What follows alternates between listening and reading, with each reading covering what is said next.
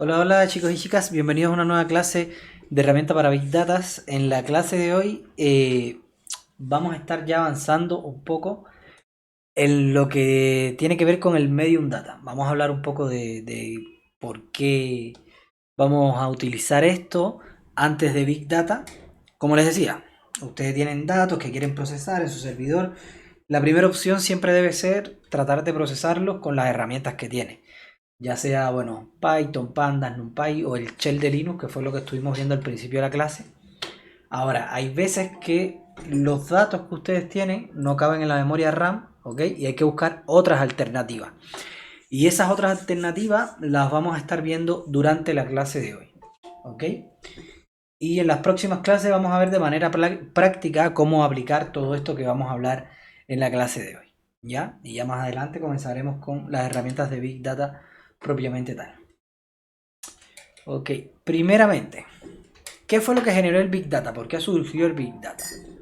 Bueno, lo que pasó fundamentalmente es que en el mundo existían programas que funcionaban bien, con pequeñas cantidades de datos, hasta ahí todo correcto, y de pronto empezó a pasar algo, empezó que ya con datos reales, a medida que avanzamos en el mundo, los programas empezaron a fallar. Porque no cabían en memoria, porque eran muchos datos, porque se quedaba pegado el programa y se, se rompía el tiempo de ejecución. Y entonces, fundamentalmente lo que pasaba era que ficheros de 10 GB no podían cargarse en 4 GB, ¿ya? De memoria RAM. Entonces ahí, ya cuando empezó a suceder esto, fue cuando se empezaron a buscar todas las estrategias que nos llevaron hoy en día a contar con el Big Data. ¿Ok? Pero tenemos que saber que antes del Big Data, antes de utilizar todas estas herramientas grandes, quizás pueden haber mejores opciones.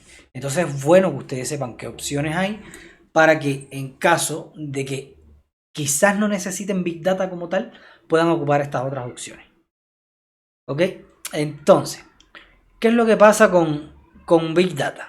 Que Big Data, por supuesto, es una solución que llegó para quedarse y de estar por los tiempos de los tiempos, pero cuando son datos masivos, ¿ya? Y eso hay que tenerlo bien claro. No se piensen que tienen un conjunto de datos de 10 GB y ya tenemos Big Data. Quizás sí, quizás no, depende de lo que estén procesando. Que sé yo, a lo mejor están procesando un streaming de 10 GB y tienen que procesarlo completo, quizás sí, pero a lo mejor tienen un dato de 10 GB que lo pueden transformar y ocupar técnicas que son las que vamos a empezar a ver hoy. ¿Ok? Porque antes de usar Big Data tienen que saber que igual que es medio mágico y funciona resolviendo problemas que hasta el momento no tenían solución, igual tienen que saber que tienen eh, su cosa que no es tan buena, ¿ya? Por ejemplo, para ocupar Big Data no tiene sentido que la ocupemos en un solo computador, ¿ya? Eso, ya si está en un solo computador ya no es Big Data. Entonces, primero tenemos que contar con un clúster de computadores. Y ahí estamos hablando a nivel empresarial ya. Medianas, grandes empresas.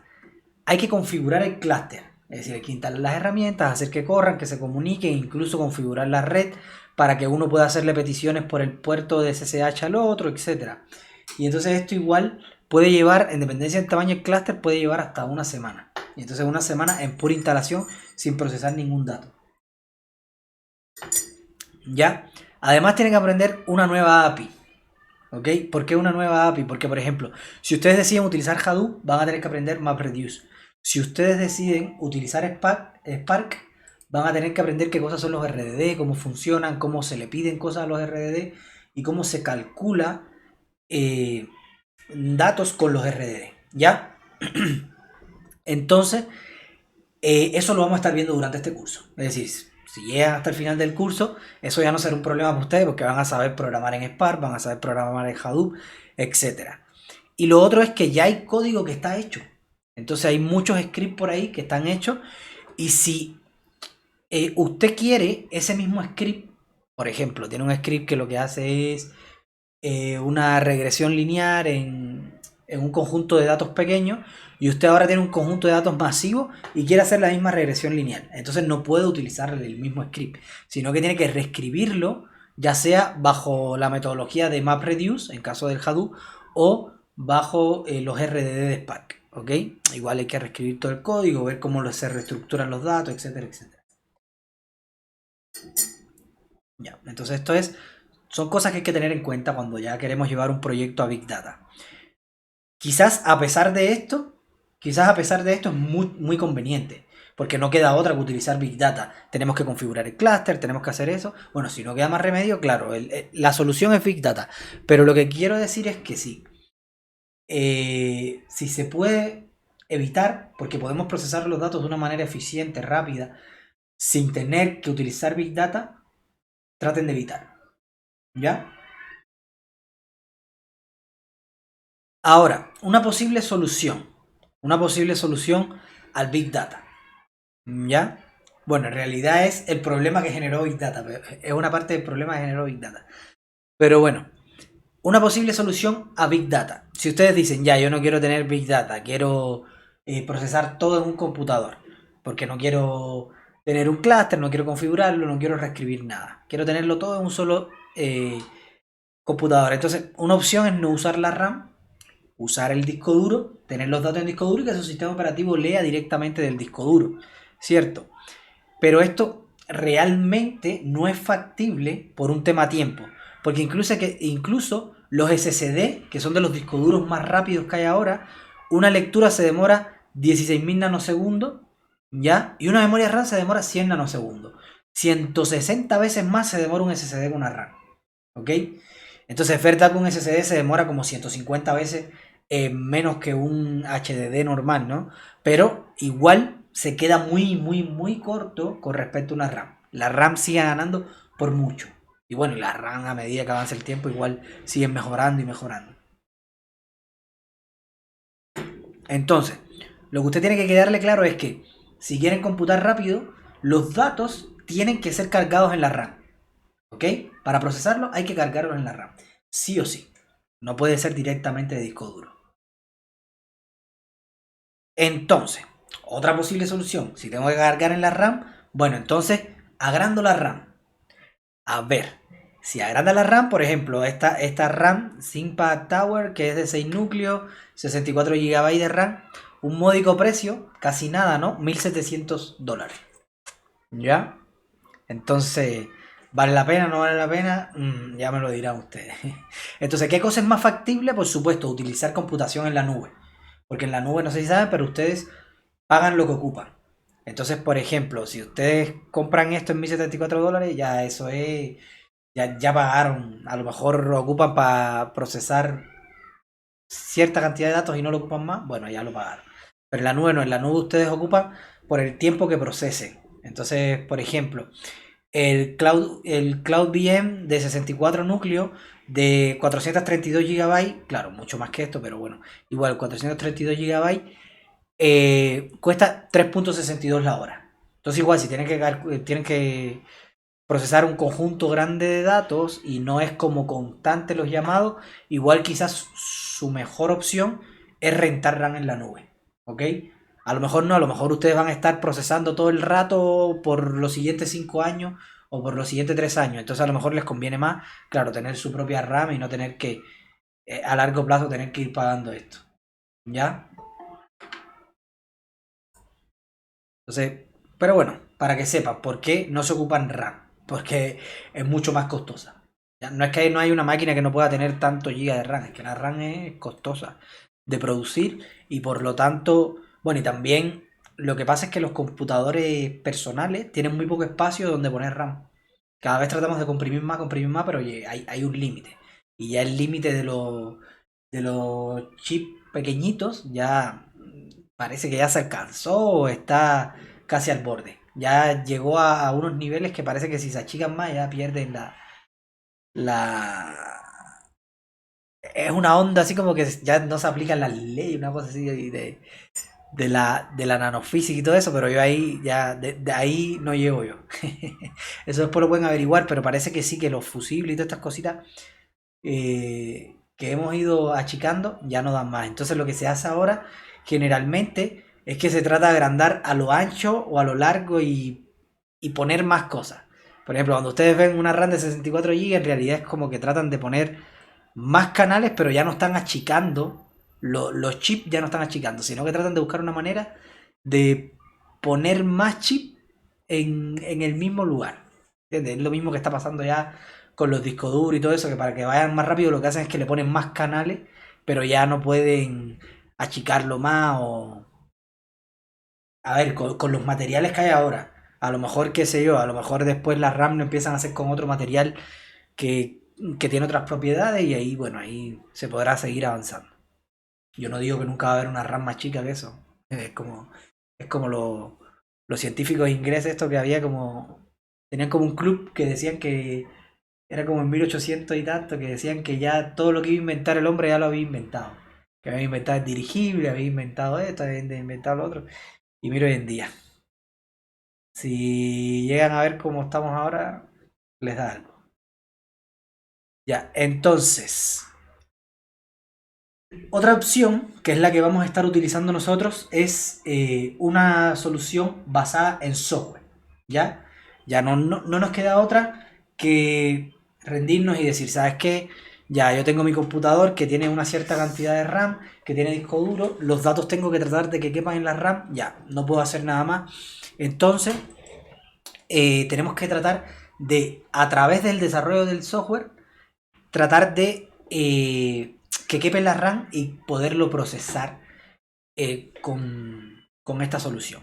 ¿Ya? Entonces, aquí hay tres grandes acápites, se podría decir. El de comprimir los datos, que lo vamos a ver en detalle. El de procesar por lotes, que es que voy cargando un pedazo de los datos en RAM, lo proceso, cargo el otro pedazo, etcétera. Y otro que es indexar los datos. ¿Ok? Que por ejemplo, esto que vimos de los aeropuertos, si yo quiero filtrar por Dallas, fíjense que ahora lo que hacíamos en Linux es que va por todas las líneas con el grep buscando donde dice DAL. ¿Ok?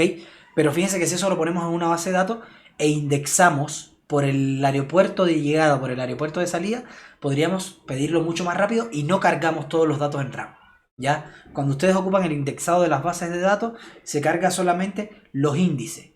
Y los índices se llevan mucho menos espacio. ¿Ya? Porque es solamente los metadatos. ¿Ya? Y entonces a través de los índices, cuando ustedes le piden los datos filtrados, él solamente carga los datos que necesita. No carga todos los datos que hay en la base. ¿Ok? Entonces, quiero leerles un momentito esto acá, que es el manifiesto del Small Big Data. El Small Big Data es como decir el Medium Data, es más o menos lo mismo. ¿Ok? Y entonces, esto es bien interesante, para que ustedes vean un poquitito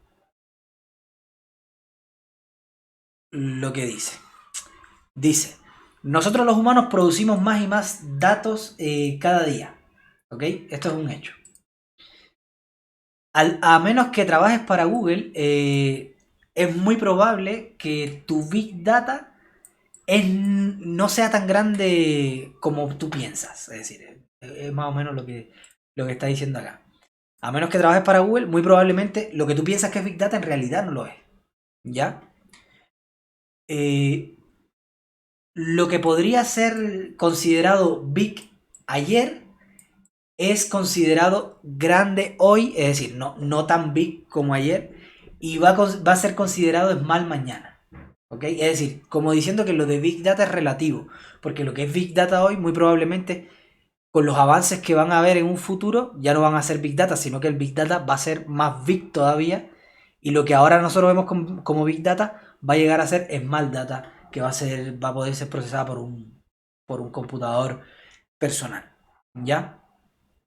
Entonces, la definición de Big Data usualmente se refiere a más atributos de los datos y menos a incrementar más el volumen. Aquí se refiere que muchas veces cuando la gente dice que está trabajando con Big Data, lo dice porque sus datos tienen muchos atributos. Por ejemplo, no sé, la compra. Un producto y el producto tiene, qué sé yo, 10.000 atributos diferentes. Y entonces dicen, no, esto es Big Data porque ya antes yo tenía 5 características y ahora este producto tiene miles de características. Y eso no es Big Data. Big Data es cuando yo tengo una cantidad que crece y el volumen crece. ¿Ok? Las tecnologías de Big Data son grandiosas para los datos que son realmente grandes. Y esto es súper importante. Esto parece que se lo he dicho ya, pero es sumamente importante. Utilizar herramientas de Big Data en datos que no son tan grandes es un error bien complejo. ¿Por qué? Porque en lugar de resolvernos un problema, lo que nos crea es otro problema. Porque igual cuando ustedes utilizan herramientas de Big Data, lo que hace es que toma los datos, los distribuye entre los nodos, que eso cuesta tiempo. Porque eso toma el dato, lo divide en pedazos, se lo envía a los nodos, los procesa, después recibe la información y la junta. Y ahí hay un overhead. El overhead es el tiempo que se demora en dividir los datos, enviarlos y recibirlos. ¿Ok? Que fíjense que mientras más grandes sean los datos, menos relevante es ese overhead. Porque más tiempo va a demorar en procesar. Y menos tiempo va a demorar. Es decir, el tiempo en distribuir los datos como que prácticamente va a ser el mismo o va a aumentar poco. ¿Ya? Pero el tiempo de procesamiento puede aumentar mucho más. Entonces, cuando el tiempo de procesamiento aumenta más que el de distribución de los datos, ahí ya tiene mucho más sentido que yo ocupe herramientas de Big Data. Pero si yo tengo, qué sé yo, 100 registros y yo envío 2 registros a un nodo, 2 registros al otro, no tiene sentido porque esos 2 registros los va a procesar en milisegundos y en realidad ahí lo que se va a demorar el software va a ser en dividirlo, enviarlo y recibirlo. ¿Entiendes? Entonces estamos utilizando una herramienta que es Big Data para un dato que no es Big Data y lo que va a hacer es darme un overhead que no es necesario. ¿Ok? Esto es lo otro que le decía. Setting up a cluster, es decir, configurar un clúster de máquina para muchas aplicaciones de Big Data puede ser overkill and no financial viable. Overkill es como que ya... ¿cómo se traduce? ¿Cómo se puede traducir overkill? Como que mata tu proyecto. ¿Entiendes? Como que mata tu proyecto. Puede ser como una cosa que no puedas superar. ¿Cachai?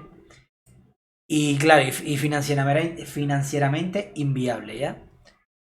La mayoría de los usuarios están estancados con laptop, no sé, computadores de mesa o servidores individuales. Es decir, esto lo que quiere decir es que es lo que usa casi todo el mundo. Servidores, laptop, individuales, que no lo están corriendo mucho en un clúster ni nada por el estilo. Aunque ahora los servidores tienen mucho más sentido correr en clúster porque ahora se utiliza Kubernetes y muchas otras cosas, pero por lo general los servers que no son así como empresas demasiado grandes que necesiten muchas peticiones para su página web ocupan un server normalito. ¿Ya? Las herramientas que tenemos para esto tienden a romper incluso con pequeñas cantidades de datos. Es decir, lo que pasa es que nosotros tenemos una herramienta que puede procesar datos y se rompe con datos y nosotros decimos, ya, no, esto es Big Data, porque no lo puede cargar, no lo puede, entonces ya, voy a Big Data. Entonces, no necesariamente quiere decir eso. Lo que ustedes tienen que tener en cuenta es que muchas de las herramientas que van a utilizar se van a romper con datos aunque no sean Big Data precisamente por eso. Porque, porque no están pensadas para eso, sino que van a cargar los datos sin comprimirlos, sin nada. Entonces nosotros tenemos que tratar de buscar la solución para que estas herramientas trabajen sin tener que, estas herramientas trabajen sin tener que utilizar un clúster. ¿Ok?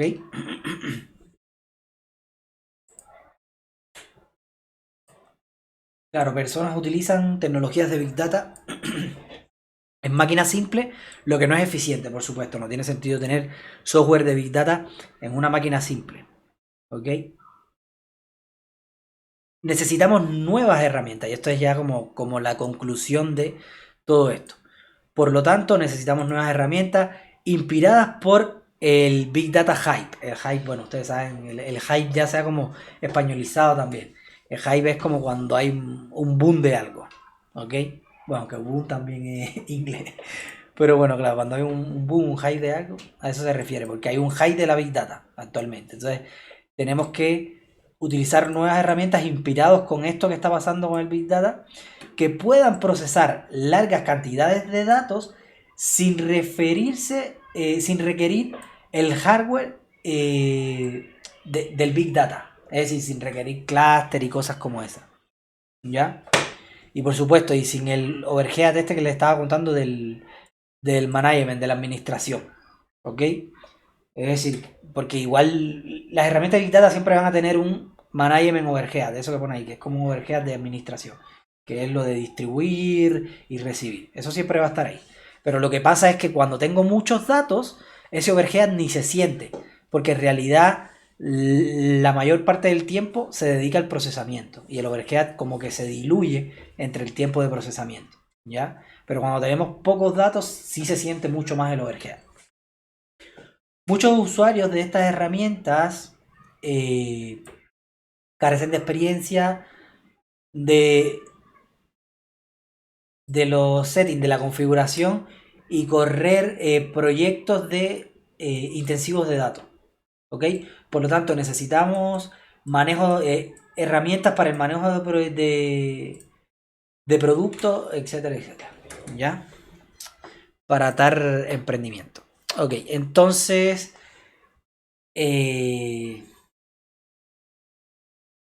para dar esfuerzo.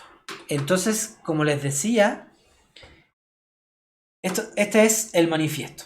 Esto es como, en resumen, resumiendo cada uno de estos puntos, lo que está diciendo es, oye, ¿sabes qué? Nosotros estábamos con nuestros datos chicos, súper tranquilos, súper chilling aquí, y de pronto dejaron de funcionar. Y entonces aparecieron las Big Data y nos arreglaron la vida. Pero resulta ser que entre los datos chicos y la Big Data que nos arregló la vida, hay como un gap, ¿ya? Hay como un espacio ahí intermedio, que hay un tamaño de datos, ¿ya? Que en los Big Data no funciona tan bien porque es lento y en las herramientas tradicionales tampoco porque no cabe en la memoria RAM. Entonces ahí lo que dicen es, pucha, necesitamos nuevas herramientas, necesitamos nuevas estrategias para solucionar ese tipo de datos. ¿Ya? Ese tipo de datos que están justo en el medio. ¿Ok? Y eso es lo que dice este manifiesto de acá. Y eso es lo que vamos a estar viendo en esta parte del curso. Vamos a ver el tema de comprimir los datos, procesar por lote, indexar, que son tres de las estrategias. Igual quizás después pueden haber otras.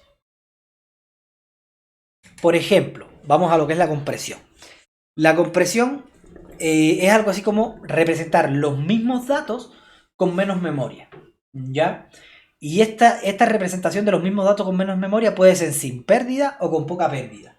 Por ejemplo, a lo mejor ustedes tienen una columna que es un número con coma, pero ustedes dicen, mira, ¿sabes qué? Para procesarlo en realidad lo que tiene después de la coma no me interesa tanto. Por lo tanto, me da igual perder un poco de información con tal de cargarlo en la memoria.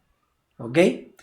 O qué sé yo, puede ser que ustedes digan, ya, yo, pucha, me interesa tener varios datos, pero por ahora voy a requerir solamente root para poder procesar esto en memoria. Entonces pongo el root y la edad y listo, por ahora con eso. Entonces ahí hay un poco de pérdida, que en realidad no es pérdida porque el dato va a estar en el disco duro, pero que yo estoy sacrificando algo para que corra más rápido y para que lo pueda procesar en la RAM. ¿Ya? Y esto es importante, no se comprime en disco. Es decir, yo, aunque haya un poco de pérdida, no pierdo el dato. El dato va a seguir en disco duro, pero cuando lo cargo a la RAM, yo lo cargo no completo. Ya sea con las comas, o a lo mejor tengo una columna que es un nombre con apellidos y lo dejo en el nombre nomás, o en el nombre del primer apellido. ¿Ya?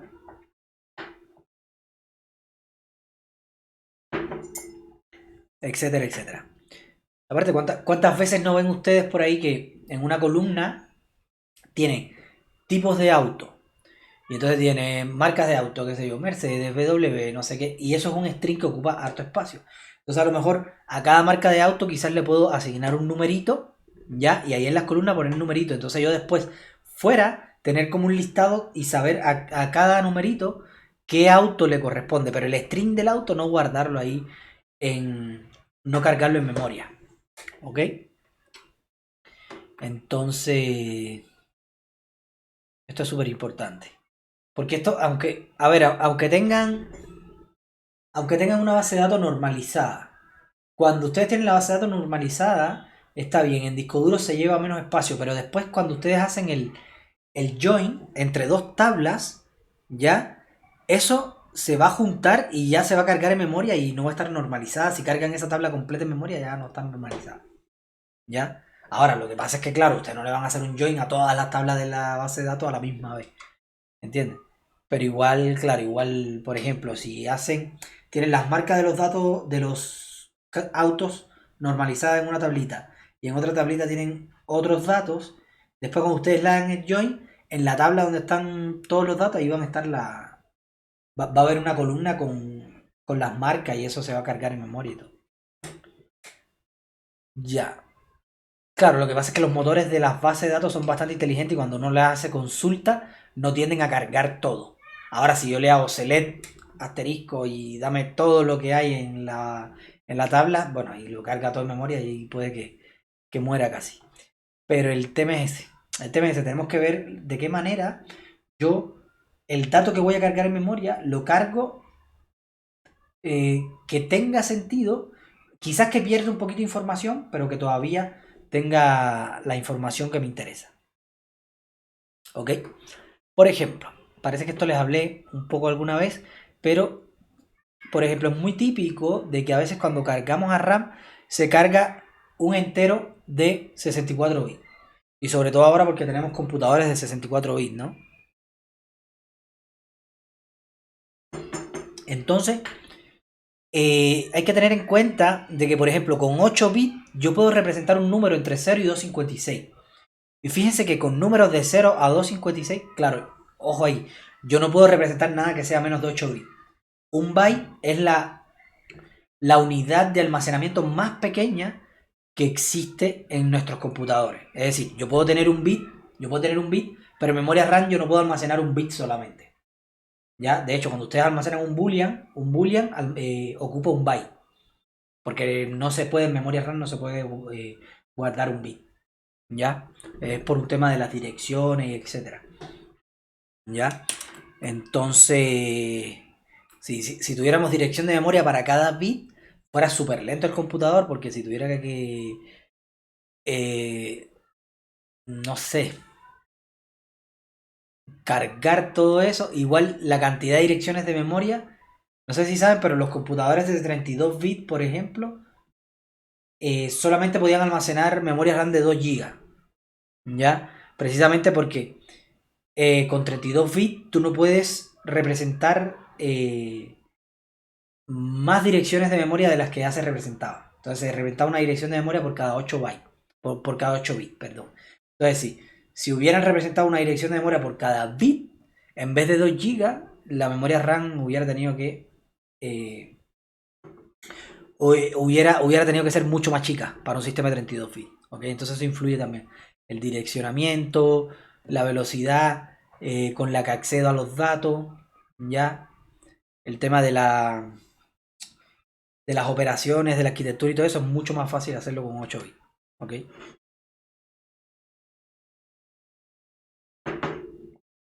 Aparte, si se fijan en la vida cotidiana, ¿para qué queremos almacenar un bit?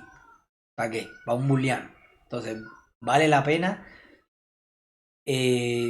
dejar de lado todos los beneficios que puede tener almacenar 8 bytes por almacenar un booleano en un bit. Cuando el booleano es verdad, lo ocupamos, es súper útil, pero no es lo que más ocupamos. Entonces, yo diría que no tendría mucho sentido. Por eso es que lo más pequeño que ustedes van a poder almacenar es 8 bits. Pero bueno, 8 bits igual es suficiente para almacenar cualquier cosa entre 0 y 256.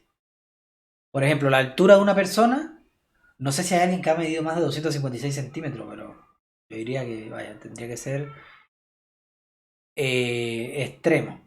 Pero bueno, con 8 bits quizás la altura en centímetros de una persona, la edad de una persona también puede ser. ¿Qué más yo puedo almacenar con 8 bits? Muchísimas cosas. ¿Ya? La cantidad de alumnos en una sala, la cantidad de cursos quizás en una universidad, la cantidad de universidades en un país, la cantidad de regiones en un país, ¿ya? La cantidad de países en el mundo. Hay muchísimas cosas que caben en 8 bits, que son de 0 a 256, ¿ok? Y sin embargo, nuestros sistemas por defecto la almacenan en 64 bits. Entonces estamos ocupando 8 veces más RAM de lo que debería. Entonces, si hay algún dato que no necesariamente tenga que ser almacenado en tantos bits como 64, que fíjense que va desde 0 hasta este numerazo, que ahora ustedes me dirán en el mundo qué cosa se representa con este numerazo. ¿Ya? Bueno, ahí me dirán ya las células, los átomos, no sé, pero, pero en la vida real, pensemos como programadores, ¿no? En la vida real, un número así, en la vida, yo, en todos los software que he desarrollado, rara vez yo tengo un número tan grande, ¿ya? Y si tengo un número tan grande así es porque se rompió algo. Entonces, por eso, nosotros tenemos que decir, ok, 64 bits, pucha, a lo mejor me conviene más reducirlo a 8 bits, porque me puede ir de 0 a 256, o a lo mejor a 16, ¿ya? Y 16 sería, bueno, ahí hacen el cálculo después. Con 8 bits es 2 a la 7 parece, o 2 a la 6, y con 16 bits sería como 2 a la 15, una cosa así, y después calcula. Entonces, eso es una cosa de compresión. Tomar el dato que se lleva una cantidad de bits y reducirlo, ¿ok? Incluso, igual un float, convertirlo a entero y llevarlo a 8 bits, ¿ok? Eso también puede ser una opción. Otra opción es los arreglos o las matrices poco pobladas. Ya, eso es otra opción también. Hay una herramienta que la vamos a estar viendo que se llama Sparse. Bueno, se llama Sparse, pero la pueden descargar acá, ¿ya? Y eso generalmente es cuando tengo un arreglo con muchos ceros. Y ahí donde dice arreglo, entiéndase vector, matriz, lo que sea. Ya, cualquier cosa que sea un array de NumPy. Fíjense que Sparse se van a dar cuenta que es compatible con NumPy. Y todo lo que yo puedo hacer con NumPy lo voy a poder hacer con Sparse. Ya, ahora lo que pasa es que Sparse me va a tratar a mí de almacenar de una forma el arreglo tratando de optimizar los ceros. ¿Ya? Entonces ahí fíjense que yo puedo incluso comprimir un arreglo que no sea de cero. Si yo tengo un arreglo que yo sé que el número, por ejemplo, el número 10 está en el 60% de los datos, ¿ya? Yo sé que el número 10 está en el 60% de los datos. Bueno, yo lo que puedo hacer es, en mi arreglo, tomar y el 10 convertirlo a cero y pasárselo a esta herramienta, ¿ya? Igual tengo que revisar la herramienta, pero a lo mejor igual le puedo decir que el 10 lo tome como el elemento que no tiene que guardar, el que descarta, ¿ya? El que si no está en el arreglo, que yo voy a considerar por defecto que es 10, ¿ok?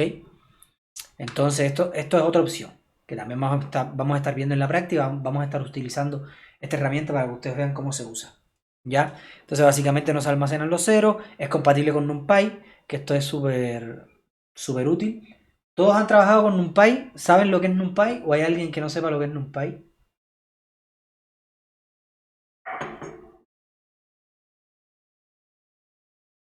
¿Hay alguien que no sepa lo que es NumPy? Porque yo creo que incluso en programación, bueno, no sé si en el tiempo de usted, pero en programación se daba NumPy. En- Por lo menos cuando yo empecé en programación. sí, se daba la parte matriz y todo eso se pasaba con NumPy. Bueno, el tema, claro, NumPy es como una manera de almacenar los datos.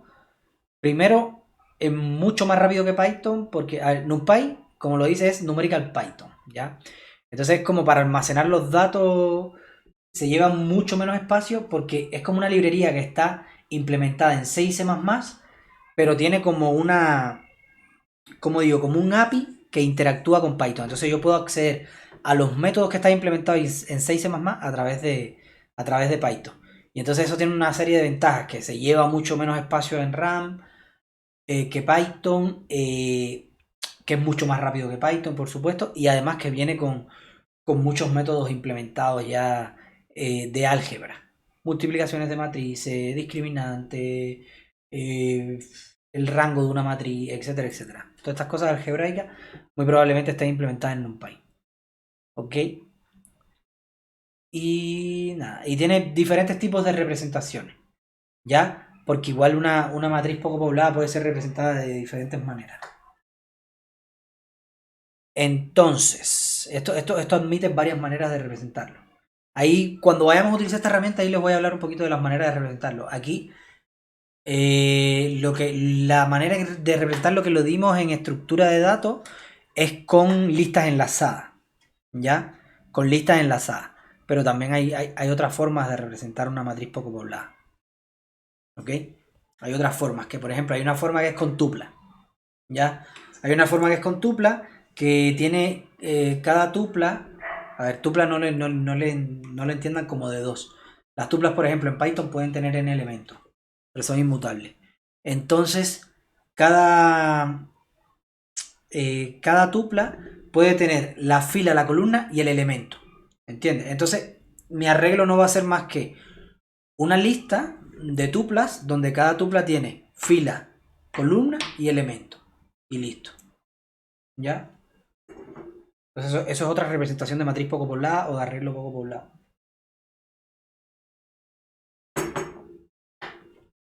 Entonces esto ocupa varias representaciones. Entonces en dependencia de lo que ustedes estén haciendo, ahí pueden elegir una representación u otra y probarla, a ver cuál es la que más le conviene, etc.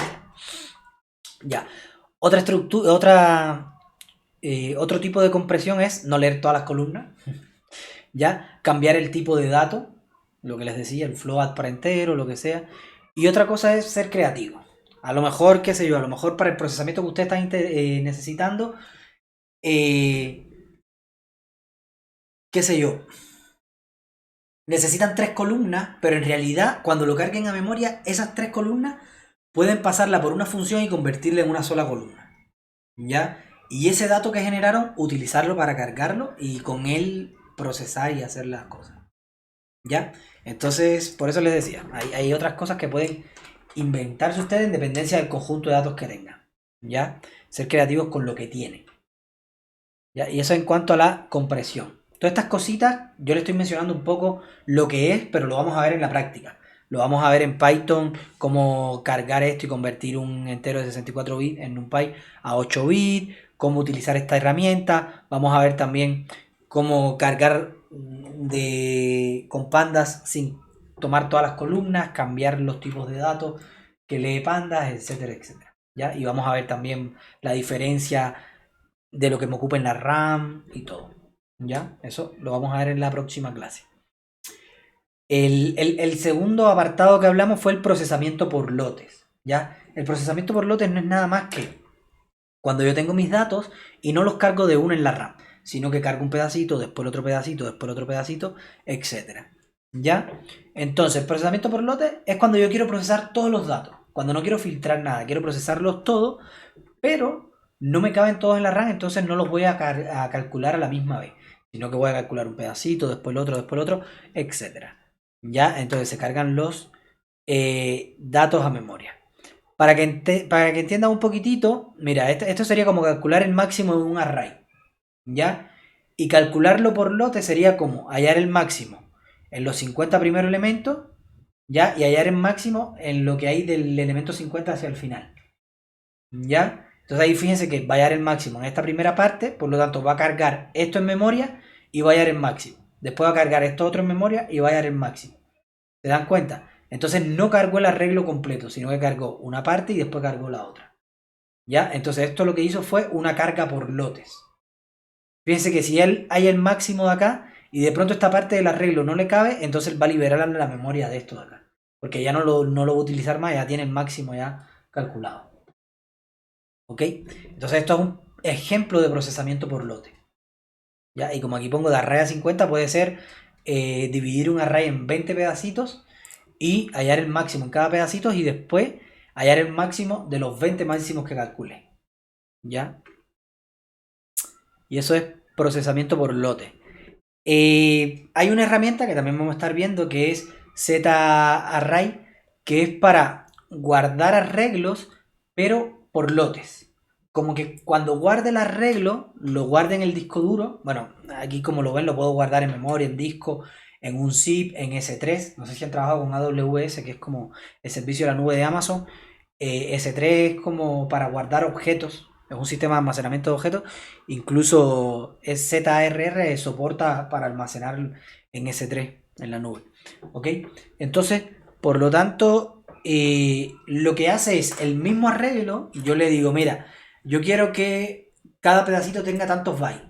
O que cada pedacito tenga tantos elementos. Y entonces él por detrás lo que hace es que los almacena aparte, en dependencia de donde los estoy almacenando. Si lo almaceno en disco, el arreglo como que me lo divide en archivos chicos, ¿ok? Y entonces cuando yo le pido una posición del arreglo, él lo que hace es que carga eso, ¿ok? Y claro, tiene como un sistema de caché por detrás, que no es que va a ir al disco a pedir todo el rato, sino que, por ejemplo, los pedacitos que yo pido más, él lo deja en la caché para cuando yo le vuelva a pedir no tener que volver a cargarlo de disco duro. Entonces es una herramienta que, claro, está pensada para eso. Y entonces crea arreglos n-dimensionales con todos los tipos soportados por NumPy. Igual, es compatible con NumPy, que eso es lo otro bueno de esta herramienta. Y agrupas arreglos en cualquier dimensión. ¿Ya? Yo puedo tener arreglos divididos en n grupos. ¿Ya? Otra manera de procesar por lote, esto es con arreglo, con esta herramienta.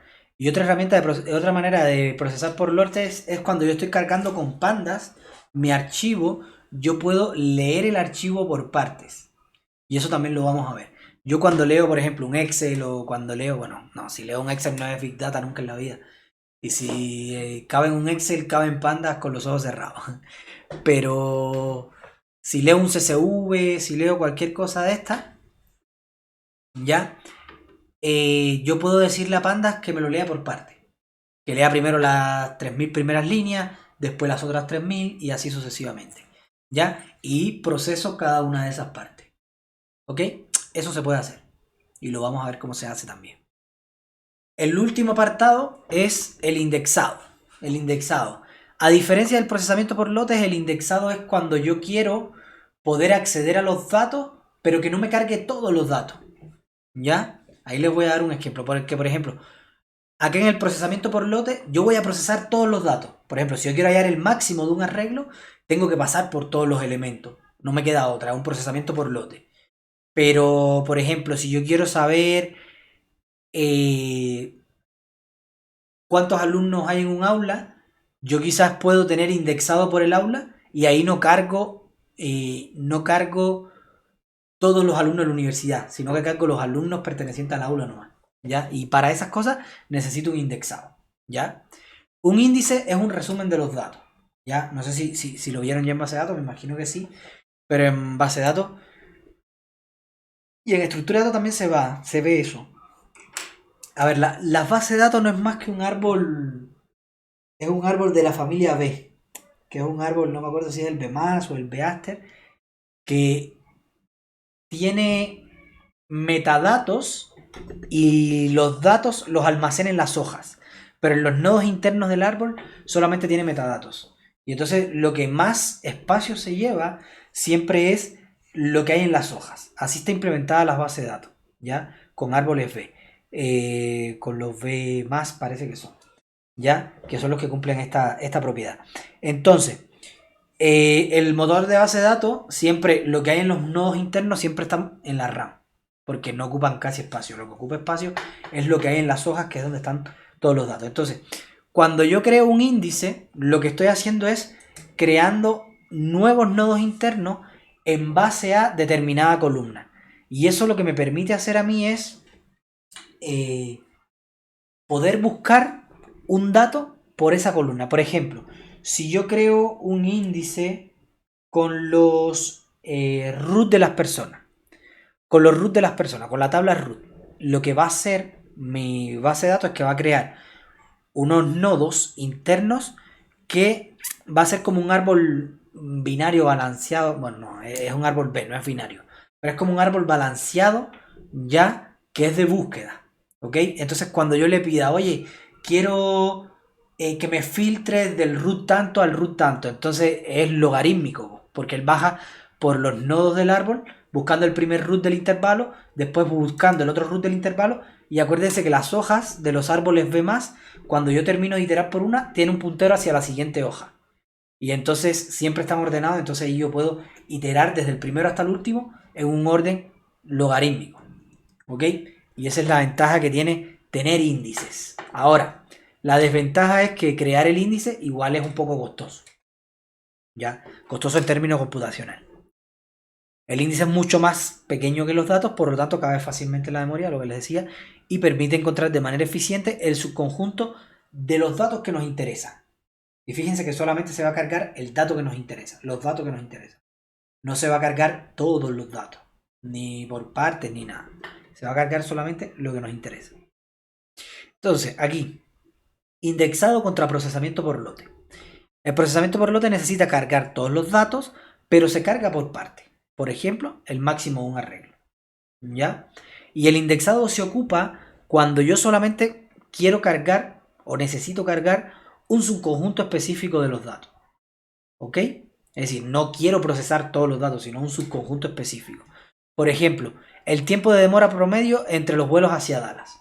Ahí yo podría, con el CSVS que nosotros teníamos, yo podía hacer un índice para la columna de destino, ¿ya? Y entonces hago un índice para la columna de destino y luego, cuando yo diga, ok, quiero los vuelos de Dallas, solamente se van a cargar en memoria los datos de los aeropuertos que tienen como llegada Dallas, ¿ya? De los vuelos que tienen como llegada el aeropuerto de Dallas. ¿Ok? Los demás no se van a cargar, porque el índice se va a encargar de buscar lo que yo necesito y cargármelo en memoria. ¿Ok? Y claro, en ocasiones se utilizan en conjunto. ¿Ok? En ocasiones, porque imagínense que haya una cantidad de vuelos hacia Dallas abismal, entonces yo quizás después que le hago el índice y obtengo esos datos, quiero cargarlos por lote. Entonces igual es una opción, ¿no? Entonces no es que uno sea mejor que otro, sino que en cada momento tengo que saber qué es lo que yo necesito. Tema del indexado, también vamos a ver herramientas para esto. Yo creo que con todas estas herramientas igual vamos a necesitar dos clases, las dos clases la semana que viene, para ver todo esto de manera práctica. Lo vamos a ver en Python. Así que si no tienen Python ahí lo van instalando, aunque imagino que varios deben tener Python. Vamos a estar utilizando Python con NumPy, con estas herramientas que les he mencionado, con pandas, etcétera. Entonces, por ejemplo, un indexado, una solución de indexado puede ser, yo tengo mis datos y los divido, esto es un conjunto de datos real que yo tengo.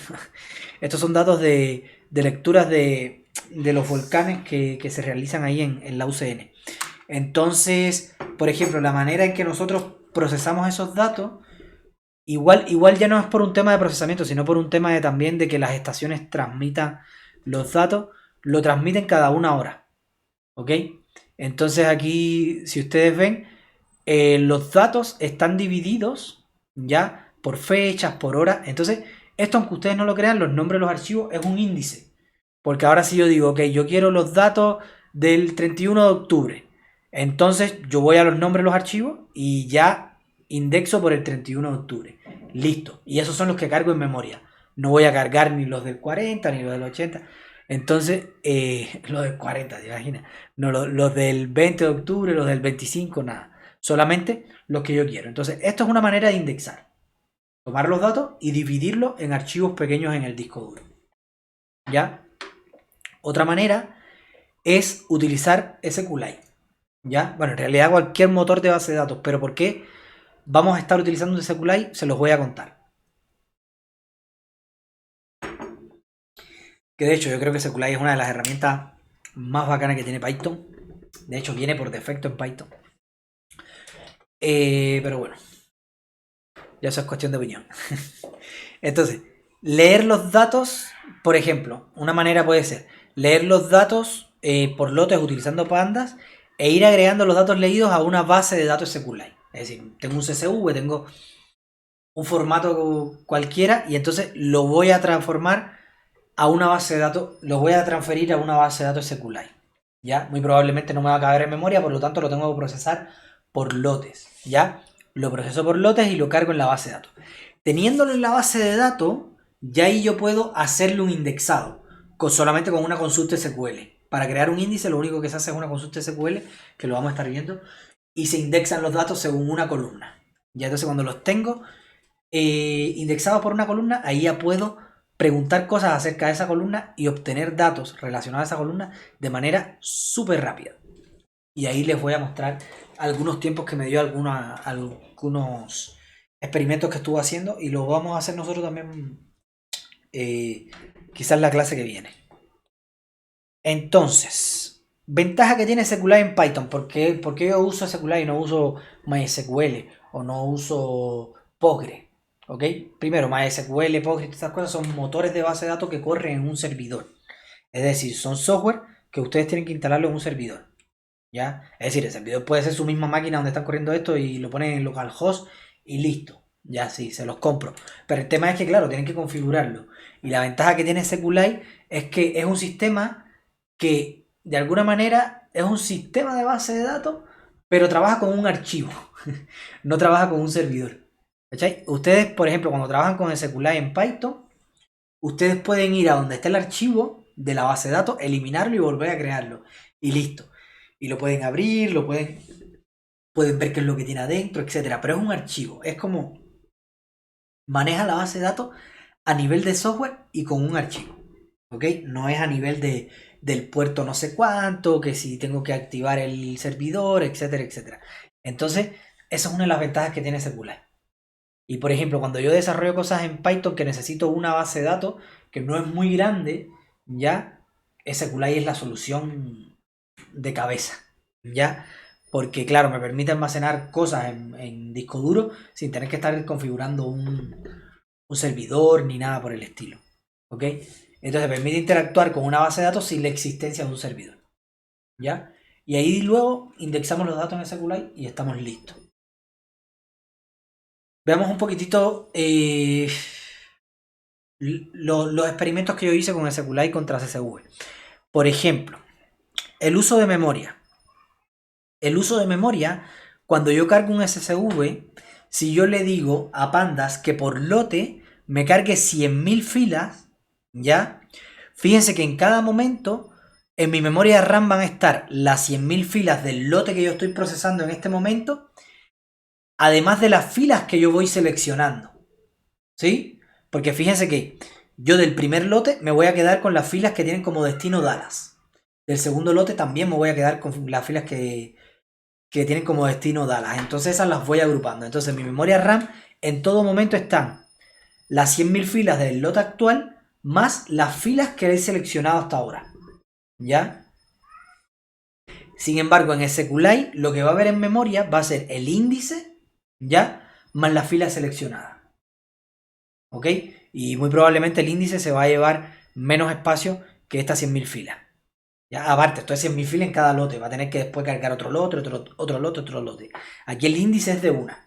Se carga el índice de una más la fila seleccionada y listo. Ya, entonces, esto es en cuanto al uso de memoria. En cuanto al uso de CPU, una consulta con SSV con Pandas me llevó 9 segundos. Cada consulta me llevaba alrededor de 9 segundos. En SQLite, si se fijan, el indexado, es decir, cuando yo le digo acá a SQLite, oye, esto lo cargué ya, indéxame por tal columna. El indexado y la carga y todo eso se demoró alrededor de 65 segundos. Igual harto, pero esto es algo que se hace una única vez. ¿Ok? Cuando ustedes indexan, por ejemplo, cargan los datos, lo dejan indexando toda la noche y listo. Regresan al otro día, tienen sus documentos indexados y les arregló la vida. ¿Ya? Porque después por cada consulta, a mí se me demoraba ya con los documentos indexados, cada consulta se demoraba 0,2 segundos. ¿Ya? Imagínense, por cada consulta en CSV, yo hacía 45 consultas acá. ¿Ok? Abismal, abismal la diferencia. ¿Ok? Entonces, bueno, como una anécdota, no sé si saben que con la búsqueda de Windows ustedes pueden indexar. Y lo que hace Windows cuando ustedes dicen indexame esta carpeta es eso mismo. Indexa por el nombre de los archivos. ¿Ok? Y entonces después cuando ustedes buscan algo, lo busca al tiro. Porque si no está indexada, ¿qué es lo que hace él? Se mete por los directorios y va buscando de manera recursiva en cada uno de los ficheros el nombre que usted le pidió. ¿Ok? Pero si está indexado, es logarítmico y lo hace casi volando. Entonces yo me acuerdo que una vez yo tenía una carpeta que tenía muchos datos, ¿ya? Y eran muchos datos pequeñitos. Entonces cada vez que yo buscaba algo, se me demoraba la vida. Entonces a mí siempre me da lata indexar porque igual se demora. Es decir, darle ahí a la carpeta indexar, te pone así como una barrita verde que tú piensas que nunca va a acabar. Y entonces me pasó eso y dije, no, ¿sabes qué? Me demoro demasiado buscando. voy a dejarlo indexando, dejé el computador encendido, indexando ahí, y me fui a hacer mis cosas, me acosté a dormir, lo que sea, y al otro día estaba indexada la carpeta, y me cambió la vida, me cambió la vida, de verdad, las consultas eran, volaban, pum, pum, pum, pum, y claro, y era mucho más eficiente todo, no tenía que estar esperando, a veces me daba hasta lata buscar algo porque sabía que tenía que esperar, entonces evitaba esperar, y entonces como que igual ahora buscaba porque sabía que no se demoraba nada, entonces avanzaba mucho más rápido y con menos errores. ¿Entiendes? Y entonces acá es como algo similar a eso. ¿Ok? Es decir, el indexado se les va a demorar un poco, pero ya cuando tengan todo indexado, olvídense que por consulta va a valer la pena haber esperado ese tiempo. ¿Ok? Entonces, conclusiones. El problema de base siempre es el mismo. La memoria es rápida, es la que queremos utilizar, pero es cara. ¿Ok? Entonces, ponemos más memoria a un costo más elevado, ¿ya? O ocupamos más disco duro que es más barato, pero es más lento, ¿ok? Entonces hay que utilizar ahí un balance, ¿ya? Entonces hay que buscar herramientas para tratar de optimizar esto, ¿ya? A darle el mayor uso posible a la memoria y la menor lectura, la menor cantidad de lecturas posible a disco duro a través de librerías utilizando compresión, procesamiento por lote e indexado. ¿Ok? Y nada, eso es lo que vamos a estar viendo en la clase que viene. Bueno, acá está la referencia, aquí hablan de muchas cosas de estas en más detalle. De todas maneras, lo vamos a ver en la práctica, vamos a ver código y todo, pero esto es una página que les recomiendo mucho ver porque es bien interesante. Hay cosas que no vamos a llegar a ver por temas de tiempo, pero es bacán que se lean todo eso porque es bien interesante todo lo que hablan ahí. Y entonces, nada, yo por ahora voy a dejar el video acá. Me despido. Chao, chao. Que estén excelentes.